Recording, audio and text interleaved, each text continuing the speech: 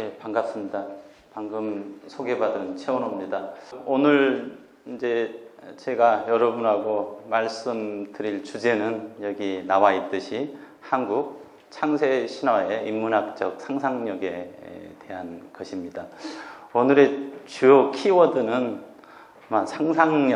상상력에 대한 것, 또 이제 뒤 슬라이드에서 보시겠지만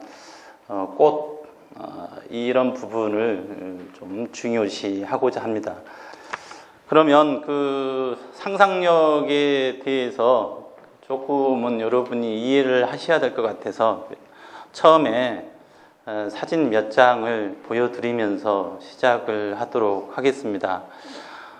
이 사진이 어떤 사진처럼 보이십니까?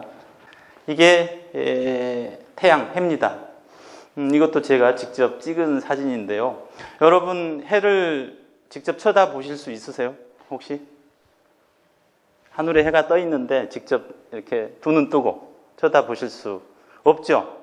저도 역시 그런 능력은 없어요. 직접 쳐다볼 능력은 없어서 사진기를 대고 찍어봤어요. 어떤 형태로 나타나는지. 그래서 잘 찍은 사진은 아니지만 이렇게 찍어봤더니 제가 그 해라고 얘기 안 해주고 그냥 이거 보여줬을 때 대부분의 학생들의 대답이 어떻게 나오는지 아세요? 계란 후라이. 계란 후라이 후라이팬에 놓고서 그냥 찍은 걸로 그렇게들 오해를 많이 하더라고요. 오해를 많이 하는데 이게 뭐예요? 그런 오해를 불식시키기 위해서 제가 요 밑에를 살짝 집어넣어서 찍었어요. 실제로 찍을 때. 이게 나뭇가지 꼭대기. 예, 나뭇가지입니다. 어떤 분은 또 이걸 두고 피리침이라고 용감하게 말씀하시더라고요. 그런데 어쨌든 요 태양의 사진인데 이 태양 사진도 그러니까 태양 사진뿐만 아니라 여러분 늘 보는 그런 그 자연의 풍경들이죠. 이런 그 것들은 자 이런 것들이 이제 신화 속에 많이 들어옵니다. 자연에 대한 어떤 이미지들. 또는 그 자연 속에서 살아가는 여러 동물들 또는 우리 인간의 이미지들 또 그 속에서 벌어지는 여러 가지 사건들이 있지요. 그런 것들이 하나의 어떤 서사가 돼서 이렇게 들어오게 되는데 그런 것들이 이제 대체적으로 우리가 알고 있는 이제 신화의 세계가 되겠다 그런 얘기입니다. 그럼 조금 이제 복잡한 사진을 좀 보여드릴게요. 자, 이 사진은 무엇인가요? 제가 뭐 제목에 써놔서 무슨 사진인지 금방 아시겠죠? 자, 여기에 태양 그림을 이렇게 그려놨어요. 이걸 암각화입니다. 암각화도 일종의 신화입니다. 그림으로 이야기하는 어떤 그 신화인데요. 이런 것들이 초기에 나타나는 이제 이미지 신화이고 또 신화의 이미지이고 그런데 여러분이 앞에서 봤던 이 태양, 이것과 이걸 비교하면 어떤 차이가 있습니까? 지금 보시면 가운데 핵 같은 게 하나 있고 또 둘러쳐진 게 있고 또 뭐 이렇게 햇살 표시한 건데 이렇게 그 꽃 모양처럼 이렇게 표현을 했어요. 물론 그 사람들이 생각하기에 따라서 하늘에 떠 있는 태양을 여러 가지 형태로 표현할 수도 있을 것입니다.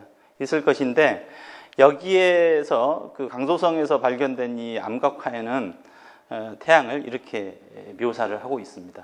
자, 그런데 조금 여러분들이 생각하는 것과 좀 차이가 나는 것이 있어요. 여기 보시면 어떤 점이 좀 그 차이가 있는가요? 하늘에는 해가 몇 개 떠 있어요? 진짜예요? 확실해요? 어제 보셨던 태양이 오늘 보셨던 태양하고 같다고 확신하세요? 여러분은 그냥 그렇게 생각하시는 거죠. 혹시 월화수목 금토일에 태양이 다를 거라고 생각은 안 해보셨어요? 월요일에 뜨는 태양, 화요일에 뜨는 태양 뭐 이런 식으로 자기 업무를 마치고 쉬는 동안 화요일에 태양이 떠서 또 돌고 뭐 그런 식으로 보통 우리는 이제 하늘에 떠 있는 태양을 한 개다, 달도 한 개, 뭐 해도 한 개 이렇게 생각을 하는데 오늘은 제가 말씀드리지는 않지만 그 한국에 구전되는 신화에 의하면 달도 두 개, 해도 두 개, 뭐 그런 것이 떠가지고 이제 문제를 일으키는 그런 신화들이 있습니다. 중국에는 태양 7개, 7개가 있는데 그것들이 이제 순차적으로 이렇게 뜨는 그런 이야기도 있습니다. 그래서 인간들이 생각하는 그 태양, 해 이런 게 꼭 여러분들이 현실적으로 생각하는 태양은 한 개다, 뭐 다른 한 개다 이런 것과는 조금 다른 이제 상상력들이 신화 속에는 나타나는데 여기의 경우 태양이 몇 개 그려져 있어요? 3개입니까? 이것도 하나예요. 4개. 예? 여기에도 지금 방금 말씀드린 그런 태양에 대한 상상력이 다르게 또 적용돼 있어요. 개수가 문제가 아니라 다른 또 상상력이 있어요. 어떤 상상력일 것 같아요? 얘네들이 태양 가족입니다. 태양이 한번 만들어지면 뭐 영원 불멸 계속 살까요? 그건 자연과학적인 생각하지 마시고 그냥 여러분이 한 인간으로서 인문학적으로 생각했을 때 태양도 태어났으면 자라고 뭐 죽고 그럴 수도 있지 않을까요? 이게 그렇게 본다면 얘네들은 태양 부부예요. 태양 부부고 요 조그만 것들은 나중에 크게 될 태양의 자식들. 그래서 여기 보시면 이 고대인들이 태양을 상상을 하는데 이런 식으로 그림을 그리기도 하지만 태양도 인간들처럼 서로 아버지, 어머니가 있고 또 그렇게 해서 태어난 자식들이 있고 걔네들이 커가지고 또 아버지, 어머니의 일을 이어받아서 또 하늘에서 빛을 비추는 뭐 그런 역할을 할 수가 있겠죠. 그래서 이건 여러분이 그냥 보시는 아까 태양과는 상당히 많은 상상력 이런 것들이 여기에 개입되어 있다. 이렇게 보시면 됩니다.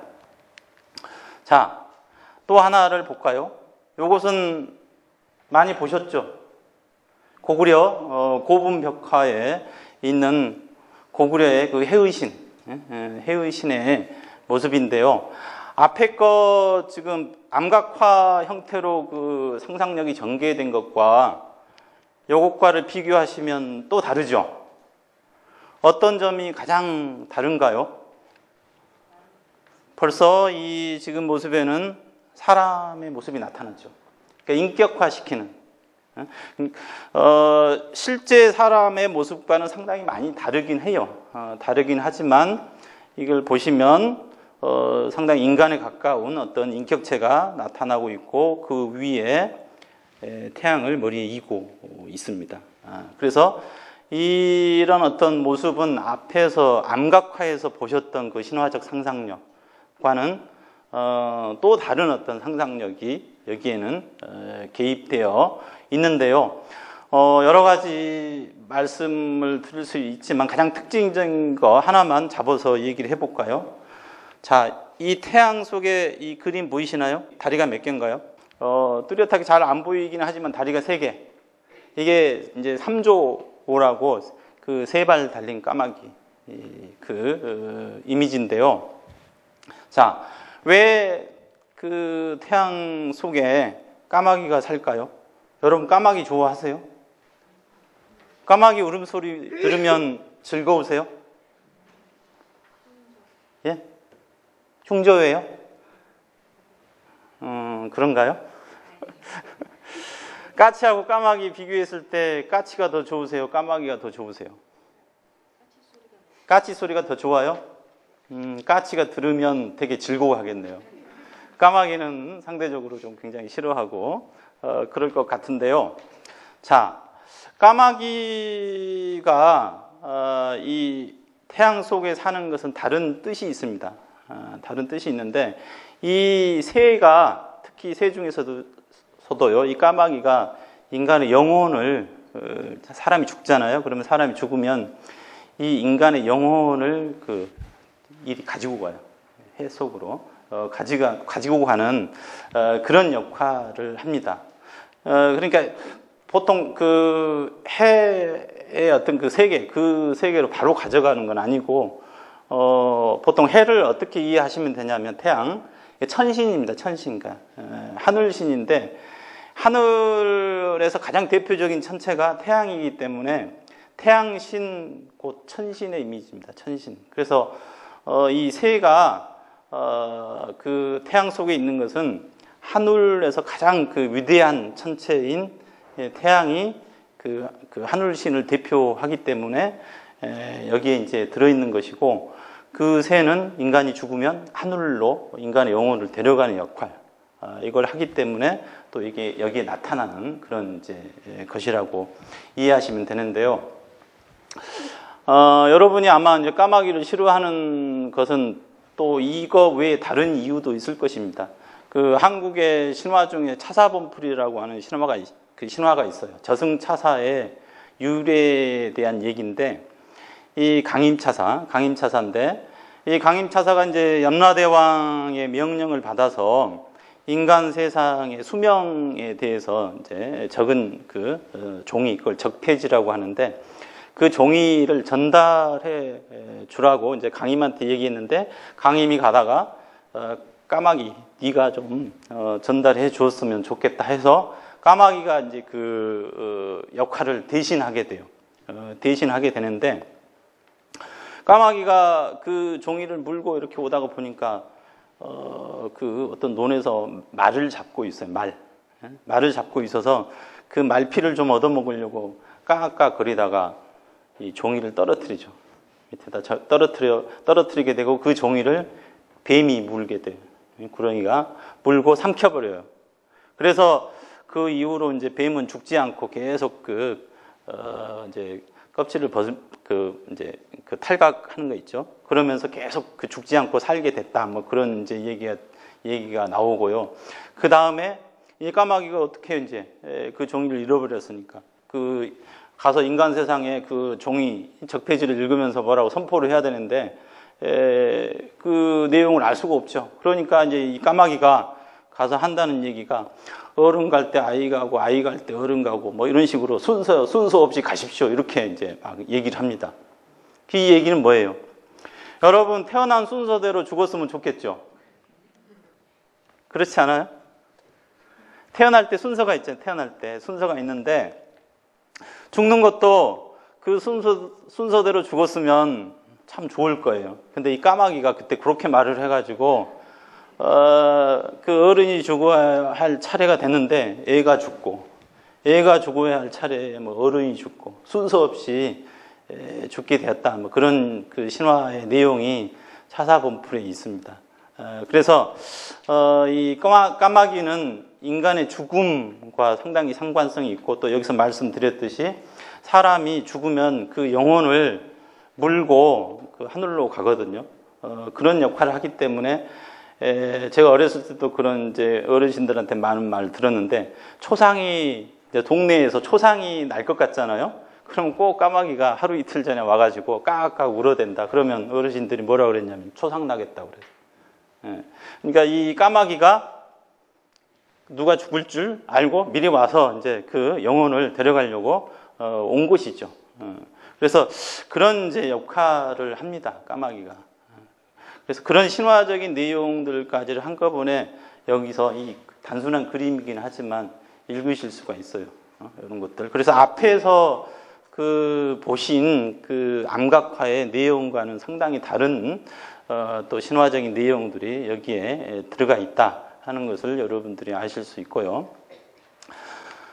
다음에 오늘 또 여러분한테 이제 중요하게 말씀드리려고 하는 게 이제 식물, 아까 꽃을 얘기를 했는데, 이 식물에 대한 것을 좀 말씀드리고 싶은데, 이 그림 선명하게 잘 보이시죠? 이게 지금 농작물을 그려놓은 거예요. 농작물을 그려놨는데, 지금 모습들이 어때요? 얼굴이 큰 놈도 있고 작은 놈도 있고, 또 한두 개가 아니죠. 키도 큰 놈, 작은 놈 여러 개가 지금 모여 있는데, 이게 한 가족입니다. 역시 여기도. 그래서 아빠 엄마가 이 새끼들을 낳아가지고 같이 모여 있는 그런 장면이에요. 그러니까 인간들만 짝을 지어서 뭐 그 자식을 생산하는 것이 아니라 이런 농작물도 짝을 지어서 새끼를 낳고 또 이렇게 오손도손 이렇게 산다고 생각을 하는 것이죠. 이렇게. 그래서 그 얼굴 표정이나 이런 것들도 보면 상당히 인간에 가깝게 또 표현해 놓고 있죠. 이런 것은 이제 생식이라고 해서 번식 있잖아요. 인간도 번식에 대한 어떤 욕망이 있죠. 그 자기 새끼를 남기고 싶은 욕망이 있잖아요. 그런 것처럼 이 농작물이 번식되기를 욕망하는 거, 이런 것들도 있는데 그걸 먹어야 우리가 사니까 그런 욕망들이 이런 이제 암각화 이런데 이렇게 이제 나타나 있는 것인데요. 요걸 조금 더 그 상상력을 더 전개시켜서 보시면 이런 이미지들로도 나타납니다. 요 이미지도 역시 고구려 고분벽화의 하나입니다. 요 이미지도. 근데 앞에 그 태양신보다는 좀 많이 보신 그런 이미지는 아니죠. 그죠? 자, 이 이미지의 특징이 뭡니까? 자, 이 소머리가 있고 또 왼손에 뭐가 들려 있어요? 이게 뭐 변지, 볼인지는 알 수 없지만 뭔가 이삭이 달린 것을 이렇게 쥐고 있습니다. 쥐고 있는 이제 그런 모습이에요.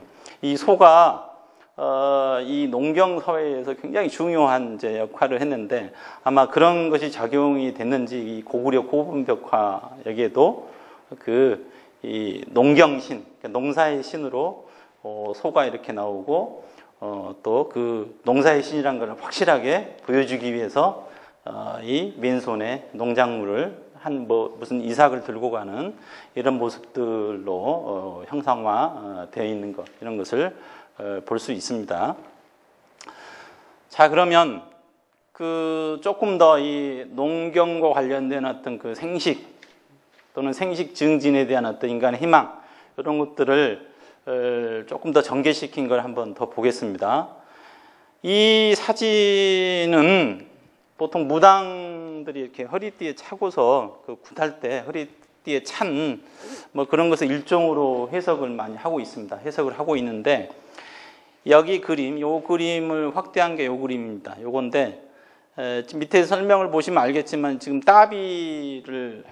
따비로 땅을 갈고 있는 그런 모습인데 이 사람의 모습은 지금 나체입니다. 나체. 옷을 하나도 안 입었어요. 왜 그랬을까요? 이것은 이제 이 농사가 잘 되기를 바라는 곧 풍요에 대한 어떤 기대, 이런 것을 여기에 이제 표현을 한 겁니다. 그러니까 앞에 보셨던 것은 이제 농사의 신, 뭐 이런 이미지들을 보여준 것이고, 이것은 실제로 사람들이 그 농사가 잘 되기를 바라는 그런 의미에서 어떤 제의적인 어떤 행위를 하는 거죠. 제의적 행위를 하는데 옷을 다 벗고서 이렇게 지금 따비질을 하는 형상으로 나타내고 있다. 그런 얘기죠. 보통 신화에서는 이 땅은 여성으로 얘기가 됩니다. 뭐 한국 신화뿐만 아니라 전 세계적으로 마찬가지예요. 그래서 이 여성의 몸에 손을 대는 거죠. 일종의 따비질을 한다는 얘기는. 그래서 일종의 이 모습은 어떻게 해석을 하시면 되냐면 이 건장한 남성과 그 여성으로 상징이 되는 대지와의 어떤 성적 결합, 이렇게 이해를 하시면 돼요. 이걸 통해서 뭔가 농사가 잘 되기를 바라는 그런 어떤 소망을 여기 담아냈지요. 담아냈는데 이런 모습은 대체적으로 우리나라에서도 좀 그 척박한 곳. 그러니까 지금 한반도에서도 남쪽은 어떻습니까? 농사가 비교적 짓기에 비옥한 어떤 땅, 이런 것들이 많이 있지요. 그런데 이북 지역으로 올라가면 어떻습니까? 척박하잖아요. 척박한데 사람이 먹고 살려면 농사가 잘 돼야 될 거 아니에요. 그런 환경 속에서. 그런데 땅이 워낙 척박해서 농사가 잘 되겠습니까? 되기 힘들겠죠. 그럼에도 인간이 살아야 하기 때문에 뭔가 그 몸부림을 칠 겁니다. 몸부림을 치는데 이런 어떤 그 제의적 행위 같은 것도 그런 몸부림 중에 하나다. 이렇게 이해하실 수가 있습니다. 자, 조금 더 이제 앞에 그림보다는 조금 그 진화된 그런 어떤 생식의 장면들을 볼까요? 이 복희와 여화의 이 모습인데 중국 신화에서 보면 많이 나오죠. 많이 나오는데 이 장면을 보시면 뭐 하나 좀 특징적인 게 좀 보이시지 않나요? 머리에 뭔가를 이렇게 이고 있는 것 같기도 하고 손으로 들고 있는 것 같기도 하죠. 들고 있는데 이 왼쪽에 복희가 들고 있는 건 달, 이 여화가 들고 있는 것은 해. 그래서 이 달과 남성, 해와 여성 뭐 이런 것을 이제 연결지어서 표현을 하고 있고 꼬리 부분에 이거 보이신가요? 지금 교미하고 있는 중입니다. 교미. 그러니까 이게 그 최초의 창세의 신들입니다. 복희 여화는 최초의 창세의 신들인데 이 창세의 신들이 모든 이 지구상의 모든 그 것들을 만들어내죠. 동물이고 식물이고 뭐 이런 여러 가지 것들을 만들어내고 나서 마지막에 보통 인간을 만들어내거든요. 인간을 만들어내는데 그런 장면 중에 하나입니다. 그런 이 교미 그런 걸 통해서 이제 그런 이제 내용을 전달하려고 하는 것인데요. 자, 그것은 이제 앞에서 계속 보셨던 그 번식과 관련된 얘기니까 그쪽 연장선상에서 이 신화의 상상력을 한번 떠올려 보시면 좋겠고요. 그것과는 별개로 이 그림과 관련해서 하나 말씀드리고 싶은 것은 우리 옛 이야기 중에 해와 달이 된 오누이 있죠. 해와 달이 된 오누이가 있는데 거기에서 해가 되는 건 누구예요? 처음에는 그러니까 여동생이 달이 되죠. 그래서 어떻게 돼요? 오빠한테 너무 무섭다고 밤에 밤길을 다니는 게 너무 무서우니까 어떻게 해요? 내가 낮에 돌아다니겠다고 해서 이제 해와 달의 역할을 바꾸게 되죠.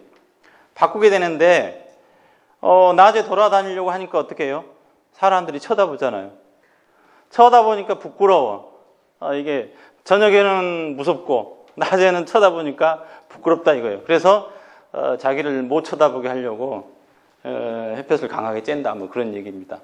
누이 동생이 그렇게 하는데 자 거기서 알 수 있는 것은 남성과 여성의 그 연결 관계를 보세요. 지금 여성은 해랑 연결되죠. 그리고 남성은 달 결과적으로 그렇게 이제 연결이 되는데 여기에서 보면은 남자 관계 달, 여자 해 이런 것과 굉장히 상동 관계 있죠. 그러니까 아주 유사한 관계. 이 얘기는 무엇을 의미할까요? 해와 달이 된 오누이가 우리 고유의 얘기가 아닐 가능성. 요걸 말해주죠.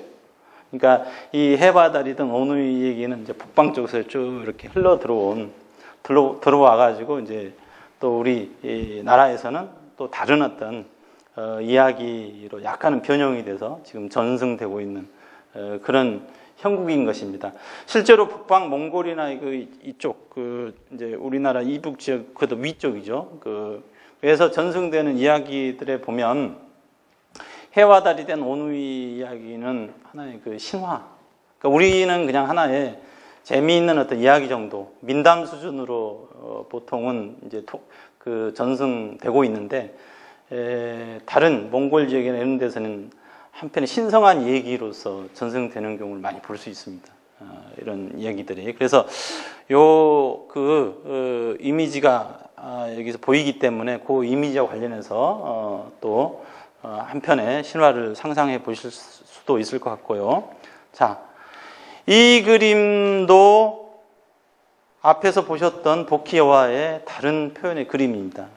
그림인데 이 역시 지금 이 창세 신들이에요. 이 두 남매는 창세 신들이기 때문에 창세의 역할을 하고 있는 중이고 또 이 교미하는 모습을 통해서 모든 것들을 만들어내는 이런 것들을 이제 상징해 주는데 앞에 그림보다는 조금 더 좀 적나라하게 표현이 돼 있죠.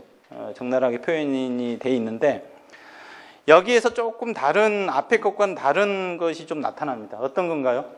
물론 앞에 사진이 워낙 희미해서 잘 이제 파악이 안 될 수도 있지만 요 그림을 보면 확실하게 그 손에 들고 있는 것이 무엇인가 이걸 알 수가 있습니다. 알 수가 있는데 이 지금 그 컴퍼스를 들고 있는 어떤 모습하고 지금 그 자입니다. 자를 들고 있는 이런 모습인데 이 모습은 세상 이 컴퍼스하고 자를 가지고 세상을 어떤 하나의 창조해내는 이제 그런 그 형상을 이렇게 나타낸 겁니다. 그냥 이 두 창세신이 뭐 교미를 하건 어떻게 하건 간에 나타낼 수도 있지만 이런 컴퍼스나 자 같은 어떤 문명의 도구들이잖아요. 이 문명의 도구들을 가지고 이렇게 창세 역할을 하고 있다는 것은 상당히 더 그 진화된, 그러니까 자연적인 어떤 것보다도 훨씬 이제 문명적인 어떤 요소 이런 것들이 들어와 가지고 신화를 얘기하는 이런 이제 장면들입니다. 그게 잘 이해가 안 되시면 다른 하나의 얘기를 좀 해드릴게요.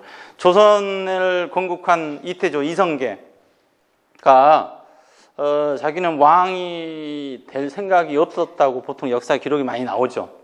그런데 주변 사람이 이제 추대에 의해서 자꾸 이제 왕이 되라 그렇게 하니까 이제 계속 거절을 했다가 뭐 마침내는 이제 수용을 해서 조선을 건국하게 되는 이제 그런 과정으로 그려져 있는데 이성계에 관련된 이야기 중에 금척에 관련된 게 있어요. 금척. 여기 보시면 이게 자.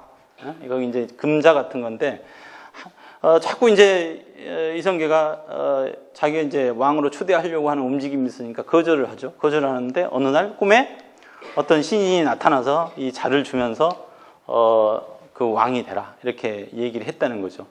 그 얘기는 뭐냐면 이 자가 여기서는 이 세상을 만들어내는 어떤 그런 이제 역할을 하지만 이성계 관련 그 얘기에서는 새로 나라를 건국하는 상당히 그러니까 그 창세 신화가 변형된 사유라고 할 수 있죠. 네가 새로 나라를 만들어라 그런 뜻으로 이제 이 자를 주는 겁니다. 자를 주는 그런 얘기예요. 그러니까 최초의 창세 신화에서는 이 모든 어떤 우주의 삼라만상 모든 것들을 만들어내는 그런 역할로서 나온 거지만 후대의 건국 신화라든지 이런 데서는 이제 나라를 만들 때 그 사람이 건국의 어떤 주체가 된다는 걸 명확하게 보여주려고 금자 같은 것이 이용되는 그런 경우들이 있어요. 그래서 이런 것들도 이 창세 신화에서만 나오는 어떤 그런 이미지들이 아니고 후대의 신화랑 쭉 연결시키면 계속 뭔가로 변형이 돼서 계속 나타나기도 합니다.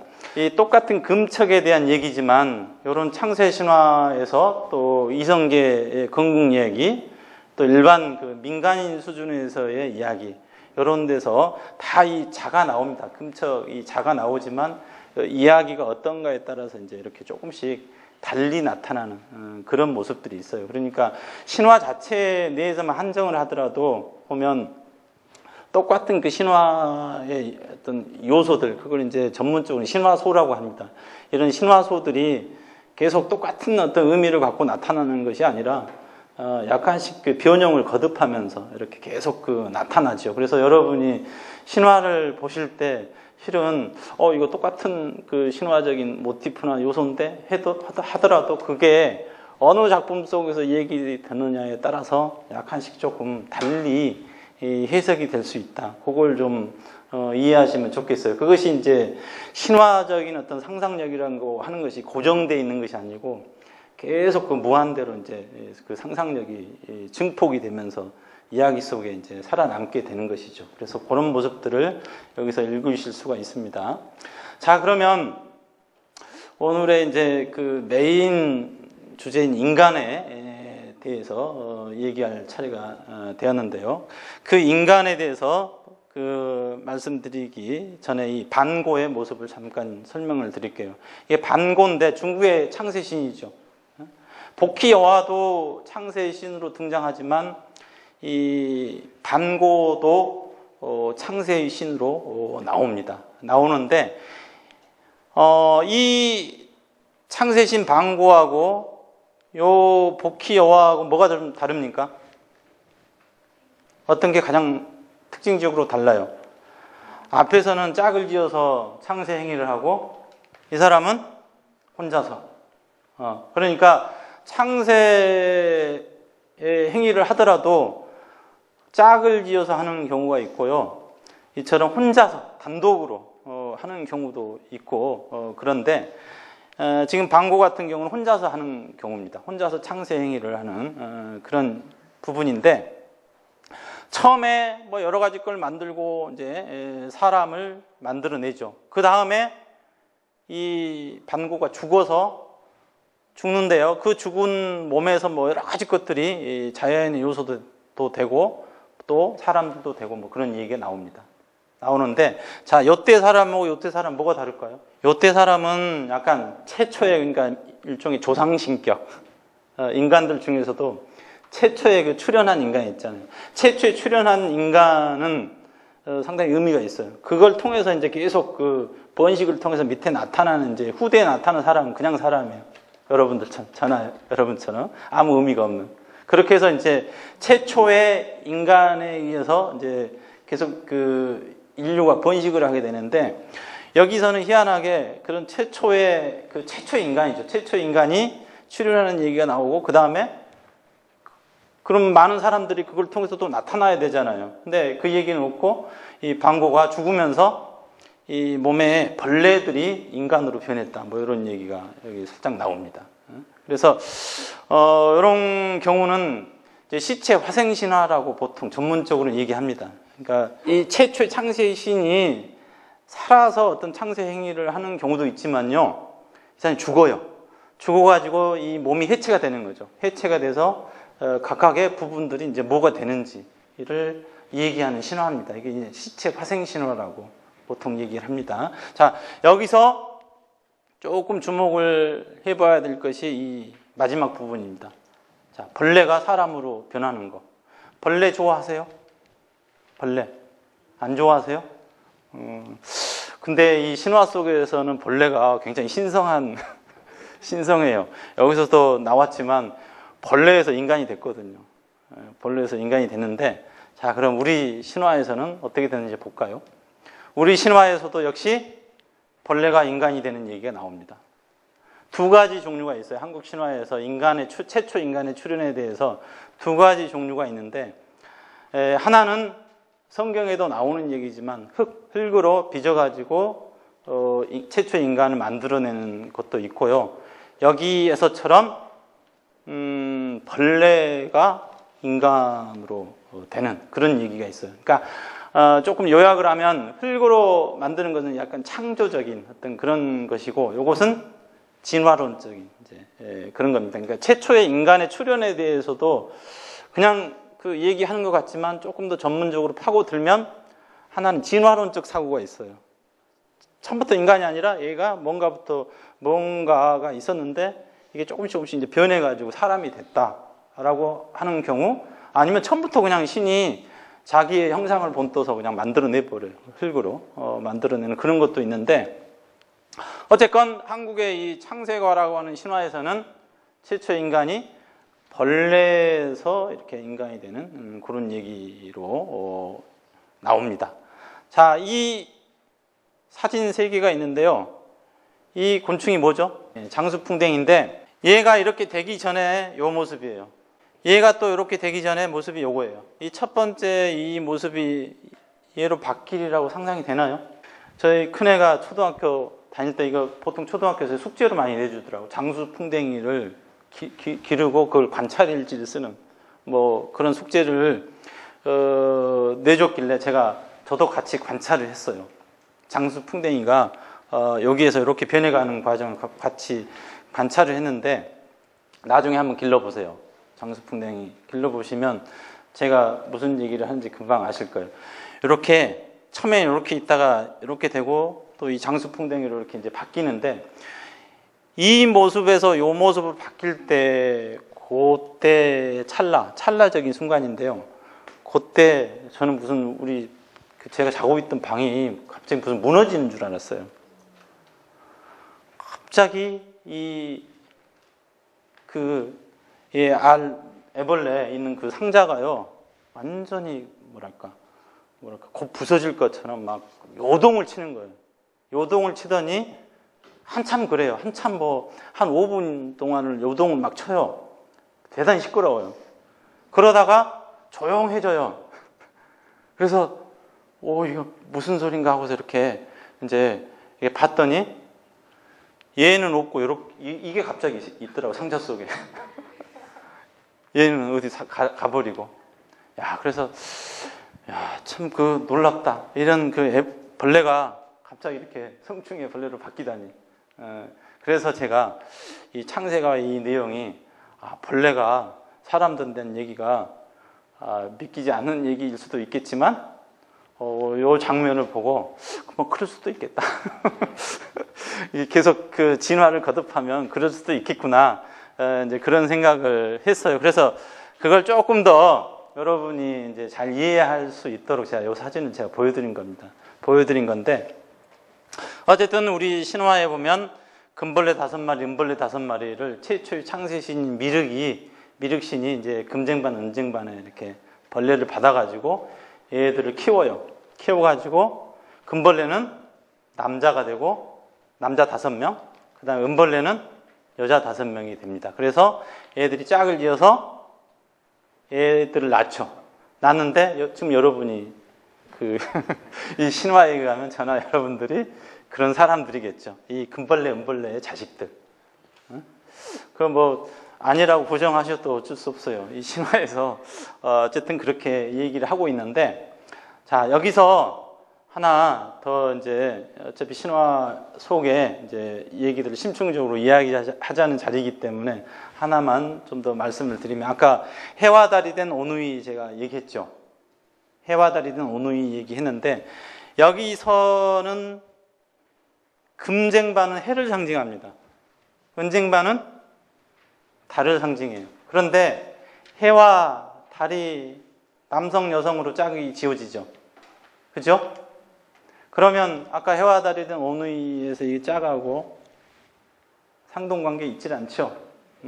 그래서 해와 달이 된 오누이 얘기가 이 창세 신화, 한국의 창세 신화에서의 해와 달, 또 남성, 여성의 짝하고 좀 다르기 때문에 제가 그 말씀을 드린 거예요.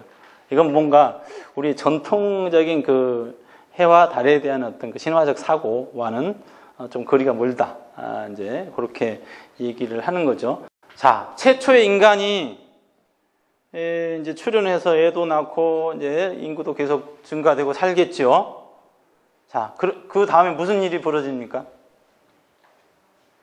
홍수 얘기가 있죠. 홍수 신화라고 뭐 성경에도 역시 나오는 얘기인데, 홍수가 져서 어떻게 됩니까? 최초에 출현했던 인간의 족속들이 다 죽지요. 죽고 누구만 남아요? 남매. 하필은 왜 남매만 남을까요?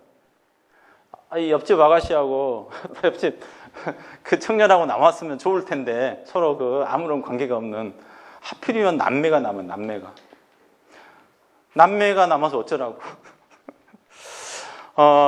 그래서 이 홍수 신화에 보면, 우리 신화에만 그런 건 아닙니다. 이 남매가 근친상간하는 얘기가 되게 많이 나와요. 그러니까 최초의 인간들이 다 홍수로 죽고 이 남매만 남았는데, 이 남매가 고민을 하는 거예요. 다 죽고 우리만 남았는데 어떡할까? 그런 얘기들이 되게 전 세계적으로 많이 퍼져 있습니다. 퍼져 있는데, 자, 한국의 이 홍수 신화에서도 역시 고민을 합니다. 고민을 하는데, 어떻게 고민하냐면 되게 그 윤리적인 고민, 이런 것을 이제 하늘의 뜻에 맡겨버리는 식으로. 남매가 결혼하는 건 대단히 윤리적으로 문제가 있죠. 여러분의 윤리적 사고로. 그렇지 않나요? 그러니까 요 신화는 그런 면에서는 상당히 좀 후대적인 생각이 들어있어요. 그러니까 우리가 남매가 결혼하면 안 된다라고 하는 근친상간의 어떤 위반에 대한 어떤 그것을 범죄적 시각으로 이제 보는 것은 상당히 후대에 마련된 어떤 윤리적 사고라고 할 수 있죠. 이런 것들이 이제 조금 들어있긴 하지만요. 그런 요소를 제거하고 보면 전 세계적으로 그 남매가 결혼해서 인류를 다시 퍼뜨리는 그런 것은 아주 원초적인 그런 내용입니다. 그것은 원초적인 내용인데요. 어쨌건 이 사람들이 남매가 남아가지고 자기들이 그냥 서로 합의해서 결혼을 하기보다는 상당히 그 윤리적인 어떤 그런 것이 고민이 되니까 그걸 벗어나기 위해서 하늘의 뜻을 묻겠다 해서 이제 그 결혼을 하게 되고 그렇게 해서 이제 퍼진 자식들이 또 여러분일 수 있어요. 그러니까 여러분은 원죄가 있는 거예요. 거기 성경의 얘기 아니더라도 이 최초 인간들이 다 죽고 그 남매만 남아서 또 퍼뜨린 자손들이기 때문에 그래서 이런 얘기들이 또 있습니다. 그러니까 최초 인간이 죽고 그 다음에 인류가 어떻게 퍼뜨려지는가 이 얘기. 그러니까 최초 인간들은 창세신이 창조를 하건 뭐 벌레가 진화가 됐건 어떻게 해서건 만들어졌죠. 그런데 홍수 신화부터는 신이 개입을 안 해요. 실은 신이 개입을 안 하고 마지막 남은 남매가 어쨌든지 결혼을 해가지고 뭐 자손을 퍼뜨리게 됐다. 어떻게 보면 상당히 조금 인간적인 입장에서 그 신화를 해석하고 그런 또 신화를 만들어내는 이제 그런 장면들을 볼 수 있습니다. 자, 그런데 한국의 신화, 또 뭐 중국의 신화에도 그게 많은데요. 또 이 홍수를 다른 관점에서 보는 그 얘기도 있어요. 그러니까 인류의 출현에 대해서. 실은 요 신화가 이제 제가 오늘 말씀드린 핵심적인 이제 의미를 담고 있는 신화인데요. 자, 두 가지 유형이 있어요. 최초 인간들이 몰살을 하는데 홍수가 큰 작용을 합니다. 그러고서 남매가 남아서 인류를 퍼뜨리는 게 한 종류가 있어요. 다른 한 종류는 근친상간에 피해가는 방식이 있어요. 앞에 남매가 결혼하는 것은 근친상간 해야 되잖아요. 퍼뜨리려면. 그런데 지금 보여드리는 이 이야기는 근친상간을 해서 조금 자유로운 그런 이제 이야기가 나옵니다. 나오는데 자, 앞에 장면 요 부분을 보시면 하늘에서 선녀가 내려와서 나무, 지상에 있는 나무랑 결혼을 해요. 가능한가요? 이런 장면은 흔치는 않지만 동아시아의 신화에 보면 가끔 나와요. 그 일본 북해도 혹시 여행을 해보신 분이 있는가 모르겠는데 거기에 원래 원주민이 아이누죠. 아이누가 사는데 아이누의 조상신에 대한 얘기도 요거랑 비슷합니다. 아이누족들이 신성시하는 산이 오프타테스케 산이라는 산이 있어요. 그 산이 있는데 그 산 꼭대기에 느릅나무가 있었어요. 느릅나무가 있는데 이게 여성입니다. 여자입니다. 느릅나무는 여성인데 어느 날 이 오프타테스케 산을 보니까 너무 아름다운 거예요. 신들이 보기에도 너무 아름다워서 그 구경차 내려와요. 천연두 신이. 천연두 신이 내려와서 느릅나무 밑에서 잠시 쉬다가 느릅나무랑 관계를 합니다. 그래서 느릅나무가 임신을 해요. 느릅나무가 임신을 해서 그렇게 해서 태어난 자식이 아이누의 최초의 조상신이 돼요. 그런 얘기가 있어요. 그런 얘기가 있는데 이 한국의 이 나무도령, 흔히 목도령이라고 하는 이 얘기에도 아주 비슷하게 그런 얘기가 첫 장면에 나오죠. 첫 장면에 나오는데 여기서는 나무가 임신하는 것이 아니라 누가 임신을 해요? 하늘에서 내려온 선녀가 임신을 하고 이제 그 애를 낳게 되고 선녀는 애를 두고 가버리죠. 아빠한테 맡기고 가버리는 그런 이제 장면이 나오는데 자 여기서 홍수가 그 후에 져가지고 이 세상 모든 것들이 다 이제 홍수에 휩쓸려 가게 됩니다. 휩쓸려 가는데 이 나무도령의 아버지도 역시 홍수에 꺾이게 되죠. 꺾이게 되고 그 아버지의 등을 타고 이제 표류를 하게 되는 이제 그런 장면이 나와요. 그렇게 해서 도착을 한 곳이 어느 섬인데 도착하기 전에 세 명의, 그러니까 사람은 아니고 어떤 세 개의 뭔가를 구해줘요. 구해주게 되는데 첫 번째가 개미, 그 다음에 모기, 그 다음에 어떤 소년, 이 세 명을 구해주게 되는데요. 근데 놀라운 것은 이 나무도령의 아버지가 그 개미라든지 모기 구해줄 때는 구해줘라 그래요. 막 그 개미 살려, 막 모기 살려 그러고 있는데 이 나무를 타고 가면서 구해주는 거죠. 그런데 이 소년, 같은 인간인 소년을 구해주려고 할 때는 아버지가 저 구해주지 말라 그래요. 여러분 같으면 그게 이해가 돼요? 개미, 모기 이런 것은 구해주는데 왜 사람을 구해주지 말라 그래요? 같은 소년인데. 나무도령과 비슷한 연배. 구해주지 말라 그래요. 그런데 자꾸 이 나무도령은 계속 아버지한테 간청을 합니다. 아, 구해주면 안 되냐고. 그러니까 이 아버지가 그러면 나중에 후회하지 말고 분명히 경고하건대 너 후회할 거다. 근데 네가 하도 원하니까 구해는 줘라. 해서 구해줍니다. 그렇게 해서 이제 이 3명을 구조해가지고 표류해서 도착한 곳이 어떤 조그만 섬이에요. 섬인데 거기에 갔더니 노파가 1명 있고요. 젊은 여자 2명이 있어요. 젊은 여자만 셋 사는 그런 섬이에요. 3명이 사는데 가서 이제 표류해가지고 아버지는 이제 더 떠내려가고 이 모기하고 개미하고 이 소년 2명 이것이 이제 섬에 도착하게 됩니다. 섬에 도착해서 이렇게 살게 되는데 이 소년들이 결혼할 때가 됐어요. 그럼 여러분은 이제 이 어린 여자 2명 중에 1명은 노파의 딸이었고 하나는 하녀였어요. 하녀였는데 여러분 같으면은 누구랑 결혼하고 싶겠어요? 누구랑? 그러니까 할머니의 딸하고 딸, 또 하녀 둘 중에 이런 질문을 많이 드렸을 때 즉각적으로 나오는 답변은 이쁜 여자.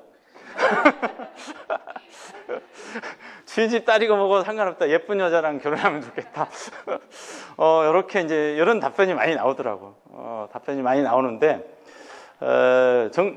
이 신화적인 그 전개 과정으로 보면 이제 할머니의 딸하고 결혼하고 싶어해요. 왜? 재산이 많으니까. 이 하나는 또 하녀고, 누가 하녀랑 결혼하고 싶겠어요. 그래서 이 할머니 딸하고 둘 다 결혼하고 싶어요. 이 소년들이. 자, 그런데 구조된 소년이 훨씬 더 그 욕망이 강해요. 내가 할머니 딸하고 결혼하고 싶어요. 그래서 하나 모략을 꾸밉니다. 무슨 모략을 꾸미냐면 여기 보세요. 나무도령, 목도령은 세상에 없는 재주를 가졌습니다. 한 섬의 좁쌀을 사장, 모래밭이죠. 모래밭에 흘려놓고라도 불과 수십경, 그러니까 순식간에 그 한 섬의 좁쌀을 모래 하나 섞지 않고 도로 원래의 섬에 주워 넣을 수가 있습니다. 이게 재주인가요?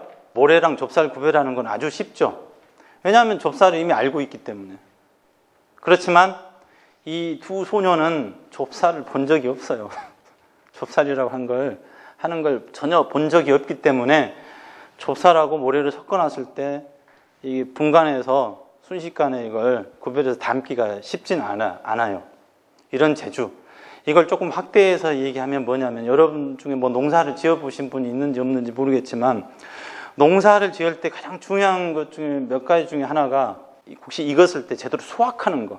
이 농부들한테 곡식, 나달 이거 하나라도 다 수고하려고 하는 어떤 노력들 이런 것들이 있는데 그것은 결국 이제 무엇을 얘기해 주냐면 곡식을 수확하고 수확하는 데서 어떤 보일 수 있는 어떤 관리 능력, 그러니까 그 곡물을 관리할 수 있는 능력이라고 할까요? 이런 것이 굉장히 이제 농경사에서는 중요하기 때문에 그런 것을 되게 강조를 해요. 뭔가 잘 걷어들일 수 있는가, 또 떨어진 곡식 한 알이라도 다 수고할 수 있는가, 이런 것들 되게 중요시하는데 여기에서 이 나무도령이 그런 재주를 가지고 있다라고 하는 것도 그것을 말해줍니다. 그러니까 농경사에서 그 추수 능력, 그러니까 이게 굉장히 중요하기 때문에 그런 놀라운 재주를 가지고 있다고 이제 거짓말을 해가면서 모략을 하는 거예요. 그런데 이런 재주가 없음이 밝혀지면 이제 자기 계략대로 이제 할머니 딸하고 결혼을 하겠죠. 자, 여기서 여러분이 하나 더 이해를 하셔야 될 게 뭐냐면 이 소년들이 도착한 이 섬은 어떤 사회냐? 농경사회예요. 농경사회. 할머니가 왜 놀라워했냐면 그런 재주를 가지고 있다고 걔가? 그것은 이미 이 섬에서는 농경사회고 농경사회에서는 그런 걸 걷어들일 수 있는 능력이 중요하기 때문에 아무래도 둘 중에 그런 특별한 능력이 있는 애가 자기 딸이랑 결혼했으면 좋겠죠. 그래서 이제 그런 것을 시합하는 이런 장면들이 나옵니다. 자, 농사를 짓게 되면 잉여가 생기죠. 이익녀가 생기면 이익녀가 축적이 되면 그게 자기 재산이 됩니다. 재산이 있게 되면 계급이 생기죠. 하녀가 있는 것은 이 농경사회, 이미 그 섬이 농경사회로 진입한 상당히 문화적으로 좀 높은, 그러니까 이 나무도령이나 구조된 소년들은 농경문화 수준이 아니에요. 얘네들은 전혀 그런 걸 접해보지 못한, 그거보다 밑에 수준의 이제 문화적인 그런 인간들인데, 이 섬은 그보다 한층 진화된 이제 농경문화 이런 것을 가지고 있는 그런 사회였던 것이죠. 그래서 그런 사회에서 좋은 사위를 얻으려면 그 사회에 적합한 재주를 가져야 될 거 아니에요.